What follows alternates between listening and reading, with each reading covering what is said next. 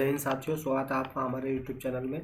साथियों, हम स्टार्ट करते हैं आज अपनी क्लास को। उससे पहले लेते हैं सरस्वती माँ का नाम। ठीक है, जय माँ सरस्वती। और सरस्वती माता का नाम लेकर के क्लास को आज स्टार्ट करेंगे।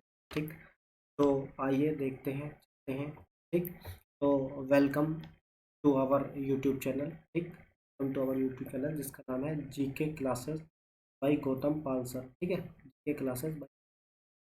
दोस्तों, जिसने भी अभी हमारा चैनल सब्सक्राइब नहीं किया है, प्लीज़ हमारा चैनल सब्सक्राइब जरूर कर लेना। ठीक है, और बेल आइकन को प्रेस जरूर करना। ठीक, चलते हैं दोस्तों नेक्स्ट। और जो हमारा नेक्स्ट चल रहा था, यानी जो प्रैक्टिस सेट हमारे चल रहे थे, वो प्रैक्टिस सेट चल रहे थे हमारे। ठीक है, जो कि हिंदी के प्रैक्टिस सेट चल रहे थे, और जिसमें हम आज जो स्टार्ट करने वाले हैं वो 8वां प्रैक्टिस सेट हमारा स्टार्ट होने वाला है। ठीक है, यानी इससे पहले हम 7 प्रैक्टिस सेट कर, जो कि उत्तर प्रदेश पुलिस कांस्टेबल के लिए बहुत ही इम्पोर्टेंट क्वेश्चंस हैं। ठीक है, तो दोस्तों चलते हैं हम बिना कुछ समय गवाए। ठीक है, और वीडियो को प्लीज़ पूरा ज़रूर देखना। ठीक, और अगर वीडियो अच्छा लगे तो प्लीज़ वीडियो को लाइक ज़रूर करना। ठीक है, चलते हैं अपने क्वेश्चन की तरफ। और क्वेश्चन हमारा पहला क्या बोलता है? सवाल नंबर 1 कहता है कि औलाद किस भाषा का शब्द है। ठीक है, औलाद किस भाषा का शब्द है, ये हमें बताना है। ठीक है, तो दोस्तों औलाद शब्द के बारे में अगर बात की जाए, तो मैंने कई बार आपको ये जो विदेशी हमारे शब्द होते हैं, ठीक है, उनसे जो विदेशज शब्द होते हैं, काफ़ी ही इम्पोर्टेंट शब्द होते हैं, इनके बारे में आपको पता होना चाहिए। ठीक है, तो इसके बात करते हैं औलाद की। तो औलाद शब्द हमारा अरबी भाषा का शब्द है। इससे पहले देखो, मैं और कुछ आपको शब्द के बारे में अगर बात करता हूँ, किस किस भाषा के शब्द हैं, ठीक है, तो आपको ध्यान देना है। ठीक, जो जो मैं शब्द यहाँ पर लिख रहा हूँ, और आपको आंसर भी करना है। ठीक है, जैसे आपको बताना है कि अदालत।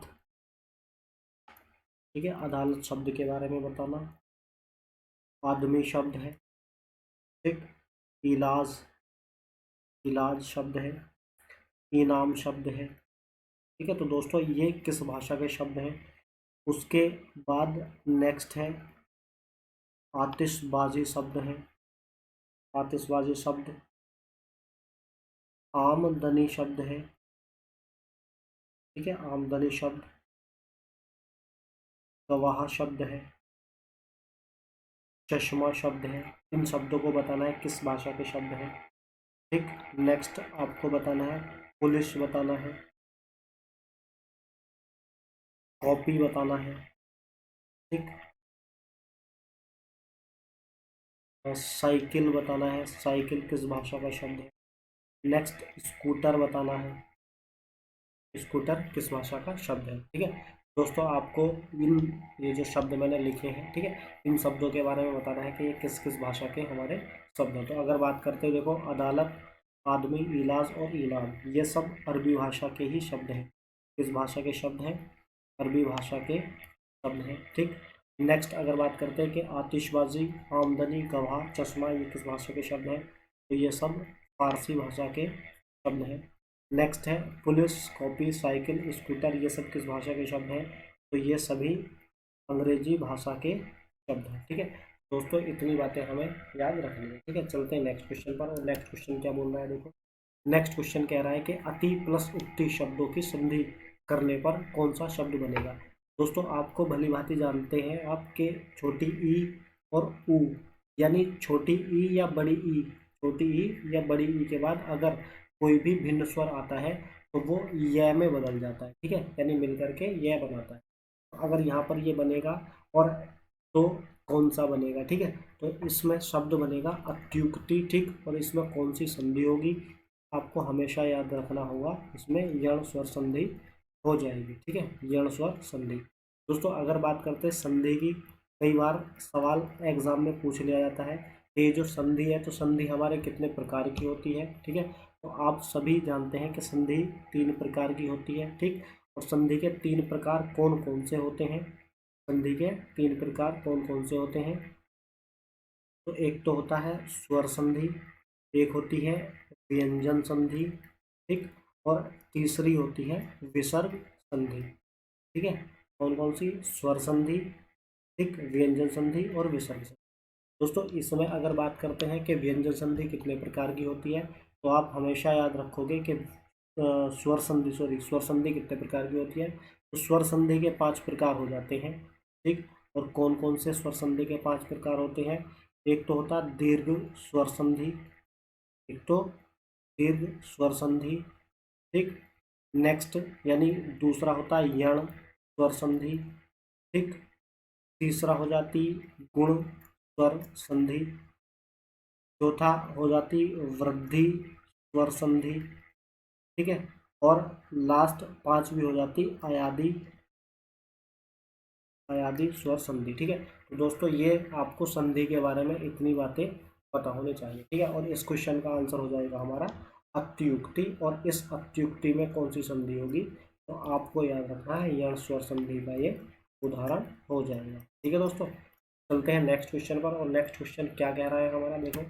नेक्स्ट है कि परशुराम, परशुराम का पर्यायवाची शब्द नहीं है। देखो अगर बात करते हैं परशुराम के पर्यायवाची शब्दों के बारे में, ठीक है, परशुराम के पर्यायवाची जो शब्द हैं इनके बारे में, तो देखो आपको ध्यान रखने हैं कुछ शब्द जो कि इसके पर्यायवाची हैं, और मैं आपको लिख के वो बता रहा हूँ, ठीक है, जो जो परशुराम के पर्यायवाची शब्द हैं, ठीक। कौन कौन से हैं देखो। सबसे इम्पोर्टेंट शब्द तो आता भार्गव, ठीक। उसके बाद भृगु, भृगु नंदन, भृगु नंदन, ठीक है। एक है रेणुका, रेणुका तनय, ठीक है। नेक्स्ट है भृगु सुत, भृगु सुत, ठीक है। परशुधर, परशुधर। रेणु के, रेणु के। दोस्तों ये सभी के सभी जो है वो परशुराम के पर्यायवाची शब्द हैं, ठीक है। तो और इस समय देखो भार्गव भी है, भृगुनंदन भी है, और रेणुका तनय भी है। लेकिन इस समय जो हमें बताना है वो बताना है कि कौन सा इसमें पर्यायवाची नहीं है परशुराम का, ठीक है। तो इसमें कौन सा परशुराम का पर्यायवाची नहीं होगा? तो ये जो शिव प्रिय है ये परशुराम का पर्यायवाची नहीं होगा, यानी आंसर हमारा जो होगा वो ऑप्शन बी हो जाएगा, ठीक है। चलते हैं नेक्स्ट क्वेश्चन पर, और नेक्स्ट क्वेश्चन पूछा जा रहा है निम्न में से कौन सा पद तत्पुरुष समास है ना। तत्पुरुष समास का उदाहरण कौन सा हुआ? देखो मैंने आपको बताया कि जिस भी शब्द में संख्यावाची शब्द आ जाए तो वो क्या होता है, तो वो उदाहरण हो जाता है द्विगु समास का, ठीक है। किसका? द्विगु समास का वो उदाहरण हो जाता है, ठीक है। अनुदिन, देखो किसी भी शब्द से पहले अगर अनु, प्रति, यथा, ठीक है, ये ऐसे शब्द आ जाते हैं तो ये होते हैं अव्यय शब्द, इसलिए ये अव्ययीभाव समास में आ जाते हैं, ठीक है। नेक्स्ट है पदगत, पदगत। इस पदगत का मतलब होता है पद को गया हुआ, पद को गया हुआ, ठीक है, पद को गया हुआ। और इसी शब्द में क्या होगा, देखो को इसमें आ चुका है, और को जो है ये कर्म, कर्म तत्पुरुष की विभक्ति है, ठीक है। तो इसी में पूछा गया तत्पुरुष का उदाहरण कौन सा है, तो इसमें सही आंसर हमारा क्या हो जाएगा, पदगत जो है वो सही आंसर हो जाएगा, ठीक है। चलते हैं नेक्स्ट सवाल पर, और नेक्स्ट पूछा गया है खटोला में कौन सा प्रत्यय है।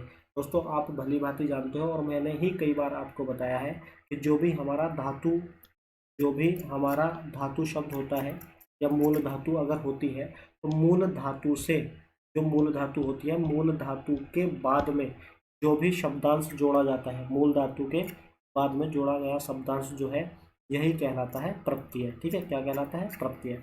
और किसी धातु शब्द से पहले जोड़ा गया शब्द जो होता है वह कहलाता है उपसर्ग, ठीक है, वह कहलाता है उपसर्ग। तो अब इसमें बात करते हैं, इसमें पूछा गया है कि खटोला जो है ये, इस खटोले में कौन सा प्रत्यय होगा, ठीक। तो खटोले में अगर प्रत्यय की बात करते हैं तो इसमें होगा खटोले में ओला प्रत्यय, ठीक, यानी ऑप्शन सी हमारा करेक्ट आंसर हो जाएगा, ठीक है दोस्तों। चलते हैं नेक्स्ट क्वेश्चन पर, और नेक्स्ट क्वेश्चन पूछा जा रहा है हमसे सर्वनाम का प्रकार नहीं है। दोस्तों देखो अगर सर्वनाम की हम बात करते हैं कि सर्वनाम जो है वो किसको कहा जाता है और सर्वनाम होते क्या है, ठीक है। हालांकि मैंने सर्वनाम के बारे में कई बार आपको बताया है, ठीक है। तो सर्वनाम जो है किसी भी संज्ञा या मतलब किसी भी संज्ञा के स्थान पर प्रयोग होने वाले शब्दों को सर्वनाम कहा जाता है। सर्वनाम के अगर भेद की बात करते हैं, भेद कितने हैं? सर्वनाम के 6 भेद हैं, ठीक है, जो कि आपको हमेशा याद रखने हैं। 6 के 6 कौन कौन से भेद होते हैं इसके, ठीक। तो मैं आपको बता रहा हूँ देखो, और मैंने कई बार ये बताए भी हैं, ठीक है। आज फिर एक बार जिक्र कर दे रहे हैं। देखो एक तो होता है पुरुष वाचक सर्वनाम, पुरुषवाचक, दूसरा होता निश्चयवाचक सर्वनाम, तीसरा होता अनिश्चयवाचक सर्वनाम, और नेक्स्ट होता है संबंधवाचक सर्वनाम। नेक्स्ट होता है प्रश्नवाचक सर्वनाम, प्रश्नवाचक सर्वनाम, और लास्ट और छठे नंबर का होता है निजवाचक सर्वनाम। ठीक है, निजवाचक सर्वनाम। दोस्तों ये 6 भेद होते हैं। पहला पुरुषवाचक, दूसरा निश्चयवाचक, तीसरा अनिश्चयवाचक, चौथा संबंधवाचक, पांचवा प्रश्नवाचक और छठा निजवाचक। ठीक है, तो दोस्तों ये जो थे ये सर्वनाम के भेद हैं और हमसे पूछा गया है कि सर्वनाम का भेद कौन सा नहीं। ठीक है, तो देखो प्रश्नवाचक भी है, पुरुषवाचक भी है, प्रश्नवाचक भी है और निजवाचक भी। लेकिन ये जो गुणवाचक है ये इसका भेद नहीं होता। गुणवाचक क्या होता है? गुणवाचक हमेशा याद रखोगे, गुणवाचक क्या होता है? विशेषण होता है गुणवाचक। ठीक है, तो इसका सही आंसर हो जाएगा ऑप्शन डी। ठीक, चलते हैं नेक्स्ट सवाल पर। और नेक्स्ट सवाल क्या पूछा जा रहा है, देखो नेक्स्ट पूछा जा रहा है कि विभाषा किसे कहा जाता है। तो आपको याद रखना है कि हिंदी क्षेत्र की बोली, जो हिंदी क्षेत्र की प्रमुख बोलियां हैं उन्हीं को विभाषा बोलते हैं। जैसे इसके अगर उदाहरण की बात करते हैं, जैसे हमारा ब्रज भाषा एक बोली है, ठीक है, अवधी एक बोली है, ठीक है, तो ये सब क्या है? ब्रज भाषा, अवधी, ये एक विभाषा के अंदर आती है। ठीक है, चलते हैं नेक्स्ट सवाल पर। और नेक्स्ट सवाल है भक्ति रस का स्थायी भाव क्या है। ठीक है, भक्ति रस का स्थायी भाव क्या है?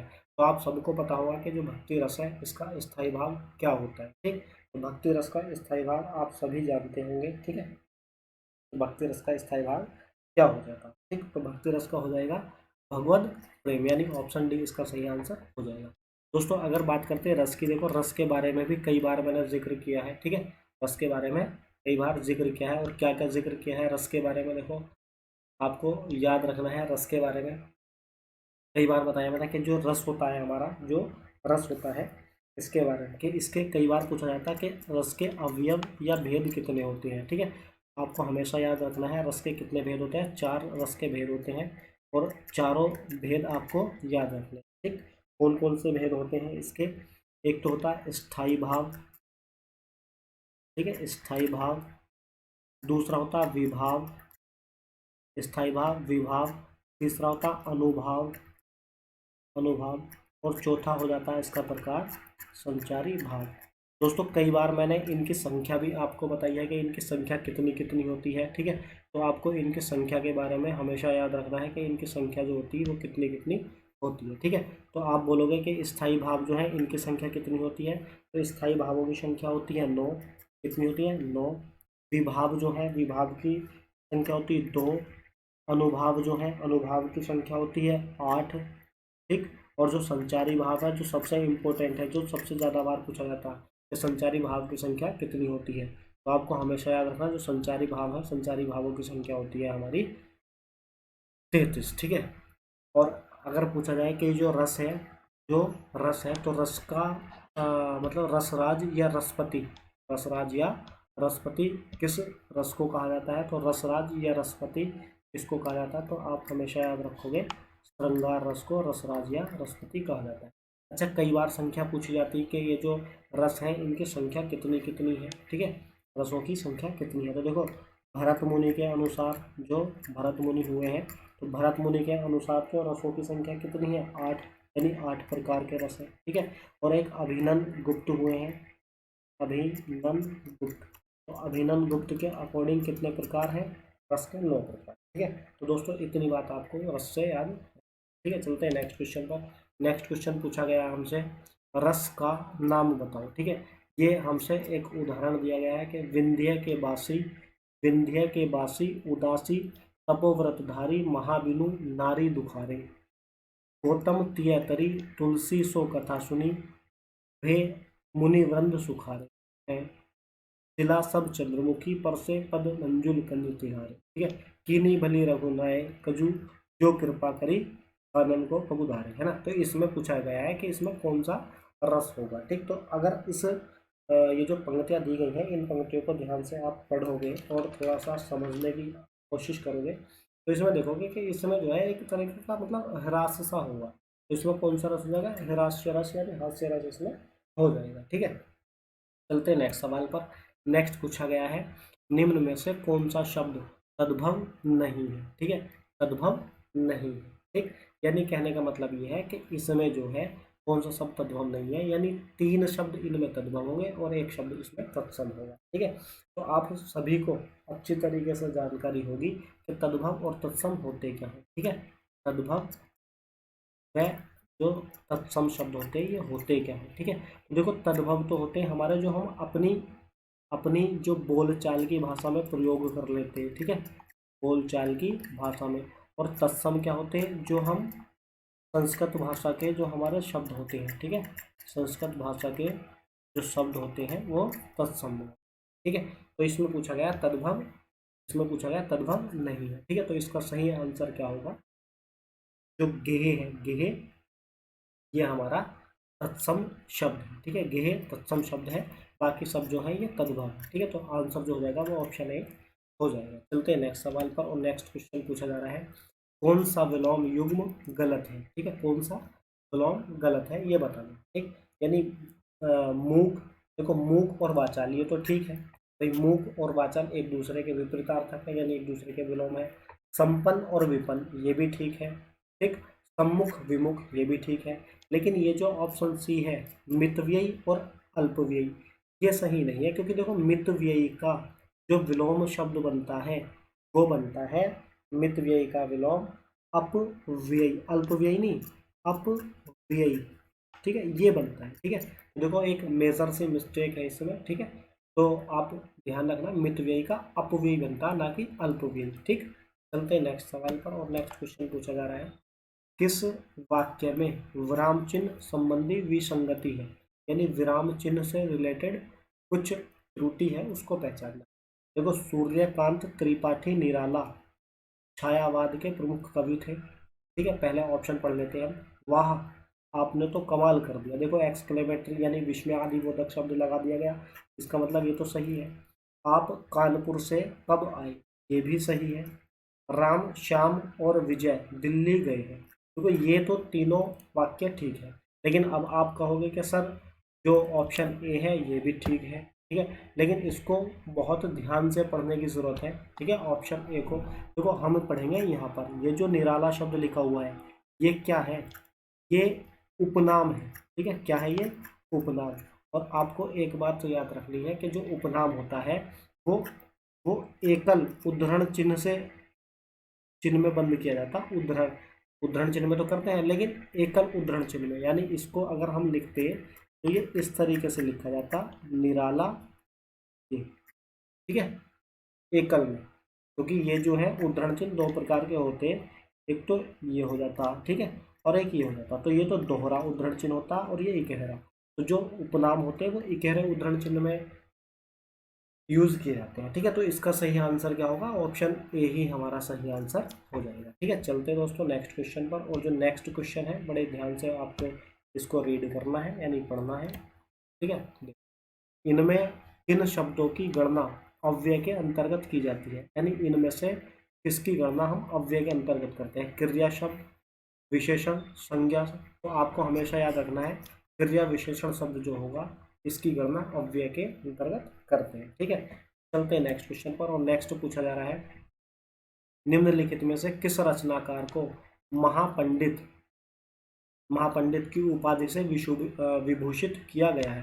दोस्तों देखो इस महापंडित शब्द को ध्यान से पढ़ो, ठीक है। देखो ये जो महापंडित शब्द दिया गया है, ये महापंडित शब्द क्या है, एक उपनाम है, और मैंने बताया कि जो भी उपनाम होते हैं, जो भी उपनाम होते हैं वो एकल उद्धरण चिन्ह से एकल उद्धरण चिन्ह में बंद किए जाते हैं। तो देखो ये एकल उद्धरण चिन्ह में ही बंद है, ठीक।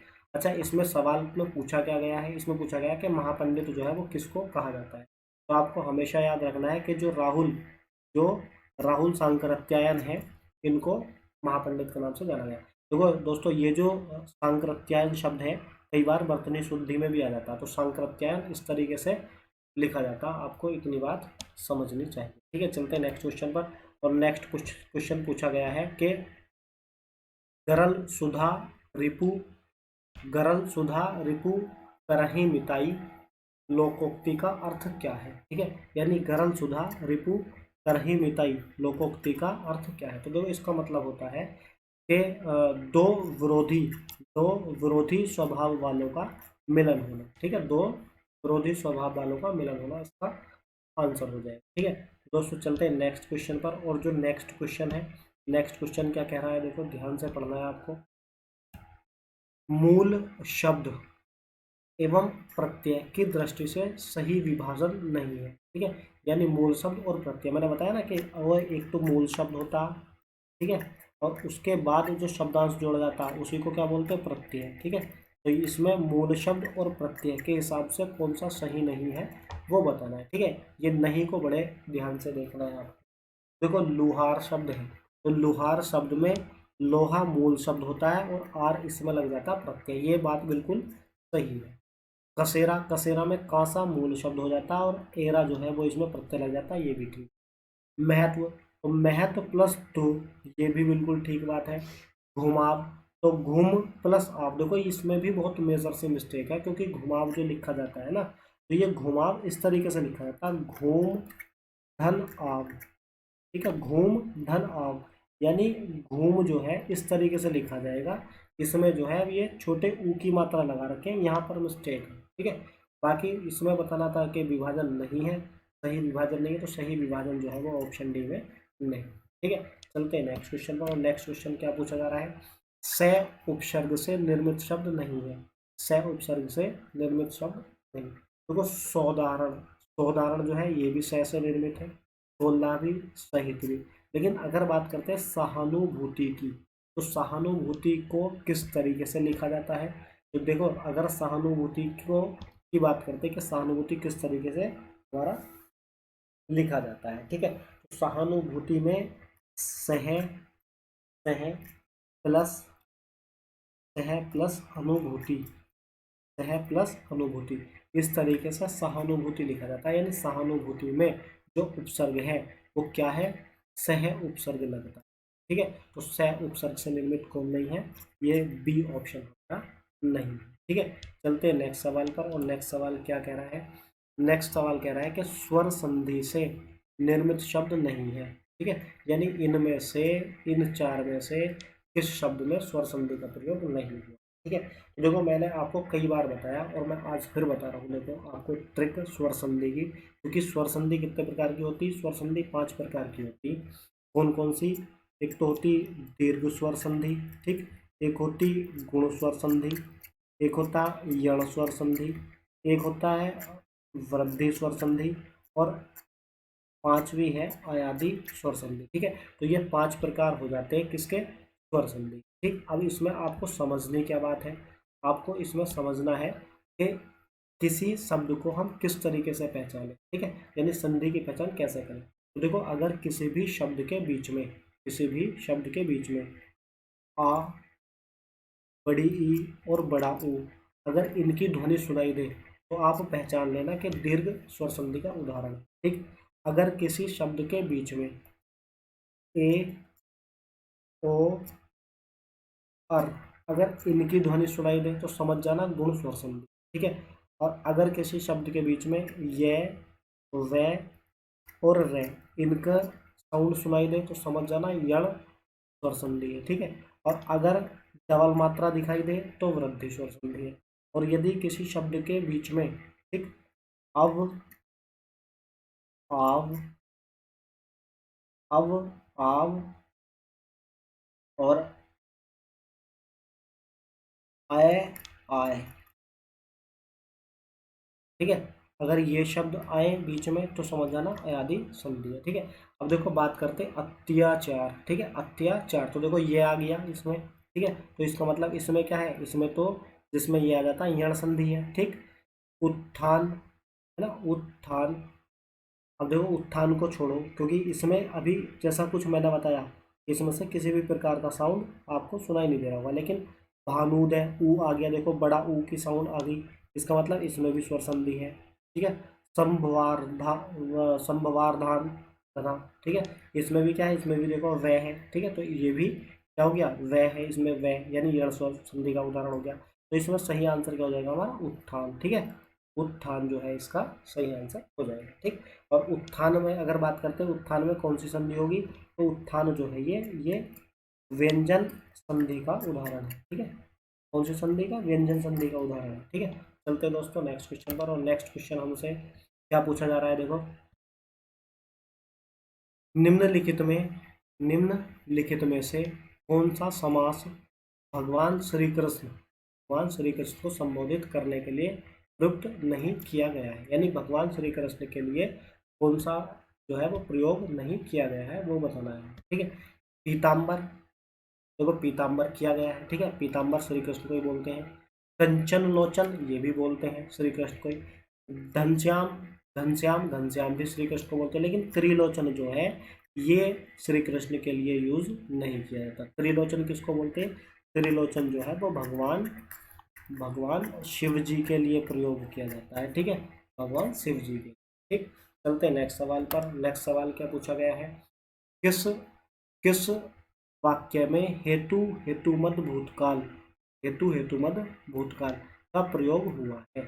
हेतु मद भूतकाल हुआ है। देखो हेतु मद भूतकाल का प्रयोग की अगर बात करते हैं हम, इसमें हुआ है, देखो, गुरुजी आएंगे तो अध्यापन होगा, उसने खाना खाया और चल पड़ा, अब तक बस जा चुकी होगी, सावधानी बरतते तो दुर्घटना न हो। ठीक है, तो देखो हेतु मद होते हैं कि गुरुजी आएंगे तो अध्यापन होगा। ठीक है, तो इसमें सही आंसर हो जाएगा हमारा ऑप्शन, इसमें हेतु मद भूतकाल होगा। नेक्स्ट पूछा जा रहा है कि वर्तनी की दृष्टि से कौन सा शब्द अशुद्ध है? अशुद्ध शब्द के बारे में हमें बताना है कि कौन सा शब्द होता है अशुद्ध। ठीक, तो अशुद्ध की बात करते हैं, कौन सा होगा? शूर्पणखा अशुद्ध है, सर्पिणी, श्वेतांगिनी या चतुरिणी। देखो चतुरिणी जो है ये हमारा अशुद्ध है, क्योंकि चतुरिणी जो लिखा जाता है तो इस तरीके से नहीं लिखा है। ठीक है, यह है हमारा अशुद्ध है। चलते हैं नेक्स्ट क्वेश्चन पर। नेक्स्ट है व्याकरण की दृष्टि से कौन सा वाक्य सही नहीं है? कौन सा वाक्य सही नहीं है? परशुराम की क्रोधाग्नि से सभी आतंकित थे, ये तो ठीक है, देखो बिल्कुल। मरीज को यथा समय दवा देनी चाहिए, ये भी बिल्कुल ठीक बात। वह सदैव ही, अच्छा देखो, वह सदैव ही सत्य बोलता है, तो मुझे इसमें गलत लगता है, यानी इसका जो सही आंसर होगा वो ऑप्शन सी हो जाएगा, क्योंकि इसमें बताना है वाक्य सही नहीं है, तो ये वाक्य जो है वो सही नहीं है। मैंने गुरुजी के दर्शन किए, ये भी ठीक है, तो ऑप्शन सी हमारा आंसर हो जाएगा। ठीक है, चलते हैं नेक्स्ट सवाल पर। और नेक्स्ट क्वेश्चन क्या है, अब चला जाए, सिर्फ ये है कि अब चला जाए, यह वाक्य है, यानी ये कर्मवाच्य है या भाववाच्य है या कर्तवाच्य है या इनमें से कोई नहीं। तो इसमें सही आंसर क्या होगा? क्या हमारा कर्मवाच्य होगा या भाववाच्य होगा या कर्तवाच्य होगा?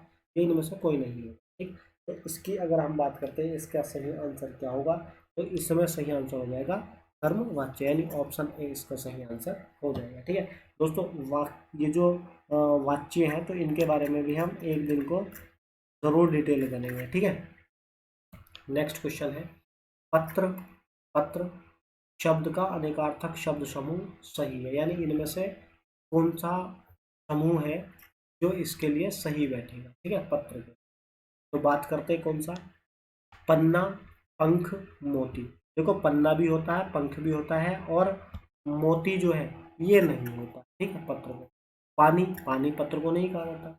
पन्ना, सांप, पवित्र, ये भी सांप नहीं कहा जाता। लेकिन पत्ता पत्र को कहा जाता है, चिट्ठी पत्र को कहा जाता है, और पंख भी पत्र को कहा जाता है, यानी ऑप्शन डी जो है वो हमारा सही आंसर हो जाएगा। ठीक है, चलते हैं नेक्स्ट सवाल पर। और नेक्स्ट सवाल क्या पूछा जा रहा है, किस विकल्प में मुहावरे का भावार्थ सही नहीं है?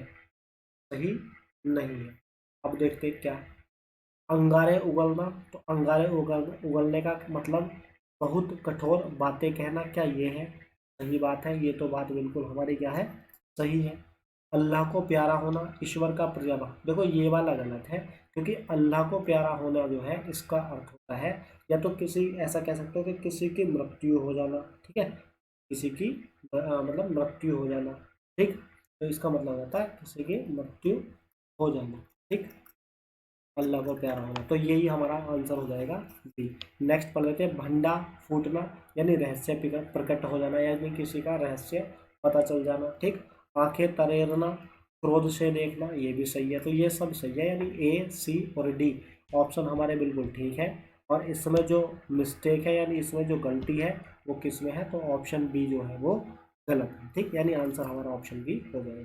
चलते नेक्स्ट सवाल पर। और नेक्स्ट पूछा गया है सघोष वर्ण कौन सा है। इसमें पूछा गया है कि सघोष वर्ण जो है वो कौन सा है। ठीक, अच्छा दोस्तों देखो, इसमें अगर बात करते हैं ना, थोड़ी सी मैं इसके बारे में अगर आपको डिटेल दूँ तो आपको ध्यान रखना है। देखो, अगर मैं एक वर्ग बनाऊँ, आपने पढ़ा हुआ के, चे, टे, टे और पे, कचट टप करके, ठीक है, ये वर्ग पढ़े होंगे। तो ये देखो, अच्छा इसको पहले मैं पूरा कर देता हूँ। देखो, कै, खे, गे, घे और ने। ठीक, फिर चे, छे, जे, झे, अये, टे, ठे, डे, ढे, णे।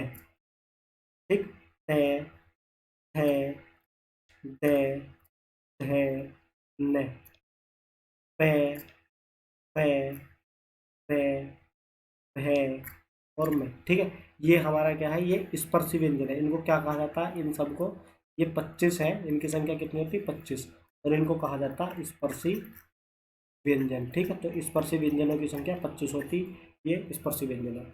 अगर बात करते देखो इनमें क्या चार चीजों की, चार चीज क्या क्या देखो, एक तो आपसे एग्जाम में पूछा जाता अघोष, क्या पूछे जाते, अघोष वर्ण पूछे जाते और सघोष पूछे जाते हैं। ठीक है, अघोष और सघोष।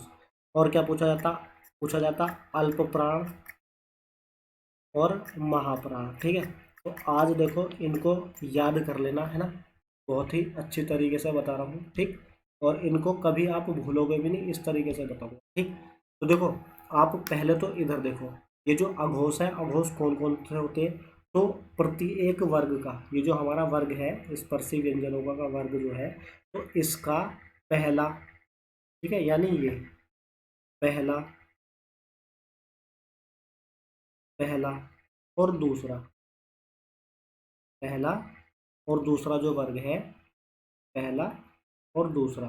ठीक, तो पहला और दूसरा वर्ग तो अघोष है। और अब क्या बचे, तीसरा, चौथा और पांचवा। ये जो वर्ग बचे तीसरा, चौथा और पांचवा, ये सघोष कहलाए। ठीक है, पहली बात तो ये।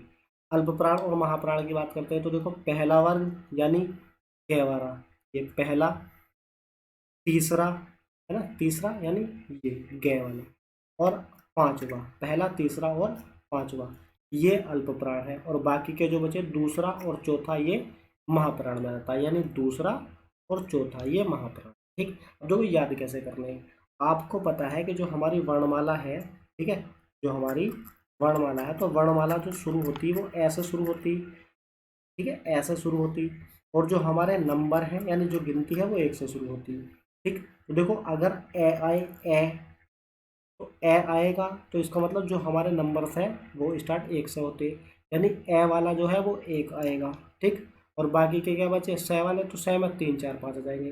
वैसे यहाँ पर अल्प प्राण में याद रखने हैं, यानी ए आएगा तो एक वाला जो पेयर होगा, एक वाला जो समूह होगा वो अल्प प्राण कहलाएगा। ठीक है दोस्तों, तो ये आपको याद रखना है। इसमें पूछा गया क्या था, सघोष वर्ण कौन सा है, इनमें से सघोष कौन सा है। देखो सघोष, सघोष का मतलब क्या है, या तो 3 में आ रहा हो। देखो 3 में क्या क्या है, ग है, 3 में जय है, टे है, डे है और बे है। देखो सघोष कौन सा आ जाएगा इसमें, बे आ रहा है इसमें। ठीक है, ये ऑप्शन में जो दिया हुआ हमारा, तो सघोष कौन सा हो जाएगा इसमें, बे हो जाएगा। ठीक है दोस्तों, चलते हैं नेक्स्ट क्वेश्चन पर। ठीक है, नेक्स्ट है, हम लोग हम लोग भारतीय दूरदर्शन का धारावाहिक की पटकथा का लेखन किया, यानी किसने। देखो एक भारतीय दूरदर्शन का धारावाहिक एक पटकथा थी जिसका नाम था हम लोग। क्या नाम था, हम लोग। तो ये जो हम लोग नाम की पटकथा थी, इसका जो लेखन किया था वो किसने किया था, आपको याद रखना है, मनोहर श्याम जोशी ने ये किया था। ठीक है, किसने, मनोहर श्याम जोशी। ठीक है दोस्तों, मनोहर श्याम जोशी के द्वारा किया गया, यानी इसका जो सही आंसर हो जाएगा वो ऑप्शन ए सही आंसर होगा। ठीक है, चलते हैं नेक्स्ट सवाल पर। नेक्स्ट क्या है, नेक्स्ट पूछा जा रहा है कि हर समय दूसरों की कमियां ढूंढने वाला वाक्यांश के लिए सार्थक शब्द होगा, यानी उसे क्या कहेंगे जो हर समय दूसरों की कमियां ढूंढता फिरता है, तो उसको बोलते हैं छिंद्रान्वेषी। क्या बोलते हैं, छिंद्रान्वेषी। ठीक, चुगलखोर क्या बोलते हैं, जो इधर की उधर लगा देता उसको बोलते हैं चुगलखोर, ठीक है। जो दुष्ट है, तो दुष्ट आदमी किसको बोल देते हैं, दुष्ट बोल देते हैं बुरी संगति में रहने वाला व्यक्ति, ठीक है। नेक्स्ट क्वेश्चन है, नेक्स्ट क्वेश्चन क्या पूछा जा रहा है, किस वाक्य में स्थानवाचक क्रिया विशेषण है। स्थानवाचक, देखो स्थानवाचक क्रिया विशेषण बताना है, ठीक है। स्थानवाचक, आप यहाँ बैठिए, आप यहाँ बैठिए, तो भाई देखो कोई स्थान तो होगा, तो इसलिए इसका सही आंसर क्या हो जाएगा, ऑप्शन ए ही हमारा सही आंसर हो जाएगा, ठीक। आप यहाँ बैठिए। नेक्स्ट क्वेश्चन है, जो क्रिया जो क्रिया कर्म का बोध नहीं कराती उसे कहते हैं, यानी जो क्रिया कर्म का बोध नहीं कराती उसको क्या कहा जाता है। तो देखो अगर कोई क्रिया कर्म का बोध नहीं कराएगी तो उसको क्या कहोगे, ठीक है, वो क्या कहोगे, तो उसको तो जब भाई कर्म का बोध ही नहीं करा रही तो क्या बोल दोगे, अकर्मक क्रिया उसको बोलने रहेगा। नेक्स्ट क्वेश्चन है, आपने बुलाया होता तो हम अवश्य आते, आपने बुलाया होता तो हम अवश्य आते, अर्थ के आधार पर वाक्य का भेद बताना है, इसमें क्या होगा, ठीक है। तो देखो मैं आपको एक बात बताता हूँ कि जिन वाक्यों में जो है, जिन वाक्यों में जिन जिन वाक्यों में एक क्रिया का एक क्रिया का होना होना दूसरी क्रिया पर दूसरी क्रिया पर निर्भर करता है, निर्भर करता है, तो उस वाक्य को क्या कहा जाता, उस वाक्य को कहा जाता संकेतवाचक वाक्य कहा। आई बात समझ में, यानी जिस वाक्य में एक क्रिया का होना दूसरी क्रिया पर निर्भर करे तो उस वाक्य को संकेतवाचक क्या कहा जाता है, ठीक है। और इसमें यही बोला गया कि आपने बुलाया होता तो मैं अवश्य आता, ठीक। तो इसमें क्या हो जाएगा, संकेतवाचक इसमें हो जाएगा, ठीक है दोस्तों। चलते हैं नेक्स्ट। देखो नेक्स्ट नहीं, यही तक थे क्वेश्चन हमारे, कितने थे आज, आज हमारे जो क्वेश्चंस थे, तो इन क्वेश्चनों की संख्या थी 32, ठीक है दोस्तों। आप जानते हो कि ये जो यूपी पुलिस कांस्टेबल का जो पेपर होता है, इसमें 37 क्वेश्चंस हिंदी के आते हैं, जिसमें से 32 क्वेश्चन तो ये आते हैं जो मैं कराया आपको, ठीक। और 5 क्वेश्चंस जो आते हैं वो आते हैं गद्यांश के, ठीक है दोस्तों। तो अब जो है देखो, अब गद्यांश की क्लास भी, मैं जो गद्यांश की क्लास लूँगा या गद्यांश के लिए जो वीडियो बनाऊंगा, मैं एक पर्टिकुलर गद्यांश पर ही निर्भर होकर, यानी कि एक वीडियो में 2 गद्यांश, ठीक है, एक वीडियो में 2 गद्यांश आपको जो है दूंगा, ठीक। एक वीडियो में 2 गद्यांश का मतलब हो गया कि एक गद्यांश में 5 क्वेश्चन, तो इसलिए 10 क्वेश्चन जो है वो गद्यांश के हम सॉल्व करेंगे, ठीक है। और दोस्तों बहुत जल्दी ही क्या होने वाला है, यूट्यूब पर ही देखो, एक तो जीके और जीएस, ठीक है, इसकी भी क्लास स्टार्ट होने वाली है, ठीक। और दूसरी चीज़ ये है कि बहुत जल्द मैथमेटिक्स की भी आपकी क्लास स्टार्ट होने वाली है, ठीक। तो दोस्तों अभी तक जिसने भी हमारा चैनल सब्सक्राइब नहीं किया तो प्लीज़ चैनल को सब्सक्राइब जरूर करना, ठीक है। और वीडियो को दोस्तों लाइक ज़रूर किया करें, ठीक है, और दोस्तों में शेयर ज़रूर किया करें, ठीक है। तो चलते हैं और मिलते हैं नेक्स्ट कल, तब तक के लिए धन्यवाद और वीडियो को देखने के लिए थैंक यू, ठीक है। मिलते हैं कल नेक्स्ट क्लास, ठीक है।